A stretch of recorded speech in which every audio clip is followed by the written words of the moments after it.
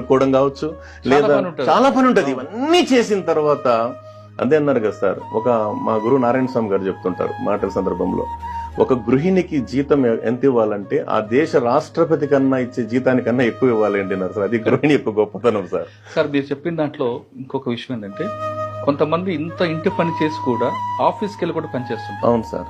మీరు గృహిణి అన్నారు కదా. అవును సార్. Housewife. అవునవును. హౌస్ వైఫ్ కదా వాళ్ళు. అవును sir. Working women sir. Correct. Yes sir. అది చాలా 24 గంటలు పనిచేస్తారు. వారి గురించి ఎంత చెప్పినా తక్కువే. వాస్తవం చెప్తున్నా, ఎంత చెప్పినా తక్కువే. అందరికీ నమస్కారం. దీని లాంగ్ వీడియో రిలీజ్ చేశానబ్బా. ఇంట్రెస్ట్ ఉంటే టైటిల్ మీద డిస్క్రిప్షన్లో లింక్ ప్రొవైడ్ చేస్తాను. కొంచెం లాంగ్ వీడియోస్ కూడా చూస్తూ ఉండండి.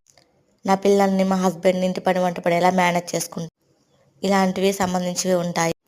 నేను ఎర్లీ మార్నింగే లేసి ఇంటి పని వంట పని చేసుకుంటూ ఉంటాను. ఈ మధ్యన క్రాఫ్ట్స్ కూడా స్టార్ట్ చేశాను, మళ్ళీ స్టార్ట్ చేస్తాను. Thanks for watching friends. Bye bye.